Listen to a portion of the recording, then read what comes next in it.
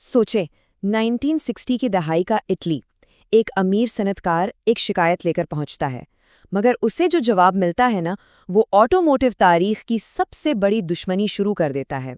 ये फेरारी और लिम्बोर्गिनी की असल कहानी है, जो सिर्फ एक तौहीन से शुरू हुई।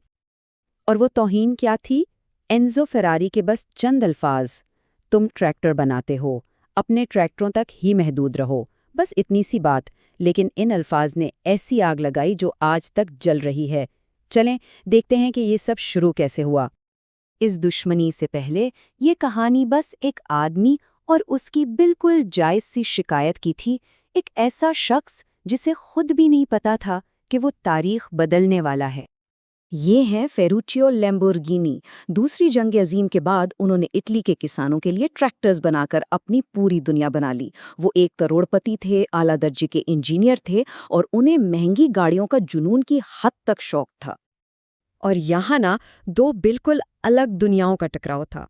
एक तरफ फिरूचो, एक प्रैक्टिकल सनतकार जो जमीन पर काम करने के लिए मजबूत ट्रैक्टर बनाते थे, और दूसरी तरफ एन्जो फेरारी, एक मगरूर आर्टिस्ट जो रेस कारें बनाते थे और खुद को गाड़ियों का बादशाह समझते थे।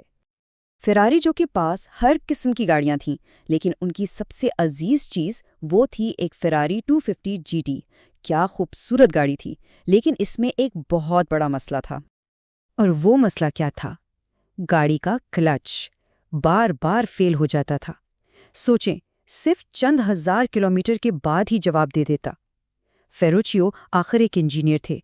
उन्होंने जब इसे खोल कर देखा तो उनके होश उड़ गए। ये तो बिल्कुल वही क्लच था जो वो अपने ट्रैक्टरों में इस्तेमाल करते थे, और फरारी उनसे इस मामूली से पुर्जे के लिए इतने पैसे ले रहा था जो उनके अपने ट्रैक्टरों में तो कभी खराब ही नहीं होता था। बस अब हद हो चुकी थी। फेरारियों ने फैसला किया कि वो सीधा किंग के पास जाएंगे, यानी एन्जो फेरारी के पास। उन्हें क्या पता था कि ये मुलाकात गाड़ियों की दुनिया को हमेशा के लिए बदल देगी। तो जब फेरुचो ने एन्जो फेरारी को क्लच की शिकायत की, तो एन्जो का जवाब सुनिए, बड़ा ही तकब्बुर भरा था। मसला गाड़ी में नहीं, ड्राइवर में है। जाओ और अपने ट्रैक्टर चलाना सीखो। ये तो सीधी सीधी बेइज्जती थी। और बस इसी एक लम्हे में फेरुचो की वो मामूली सी शिकायत एक किस्म बन गई। उन्होंने उसी वक्त सोच लिया, मैं इससे बेहतर गाड़ी खुद बनाऊंगा। और बस यहीं से एक अजीम दुश्मनी ने जन्म लिया। फेरुचो ने अपने गुस्से और इस बेइज्जती को फौरन काम में बदला, और वो भी ऐसी स्पीड से कि लोग देखते रह गए। जरा स्पीड तो देखें। 1962 में बेइज्जती हुई। सिर्फ एक साल बाद 1963 में फेरुचियो ने फेरारी की फैक्ट्री से सिर्फ 40 किलोमीटर दूर अपनी फैक्ट्री खोल दी। 1964 तक उनकी पहली लैम्बोर्गिनी 350 जीटी मार्केट में थी, और 1966 तक एक लेजेंड पैदा हो चुका था।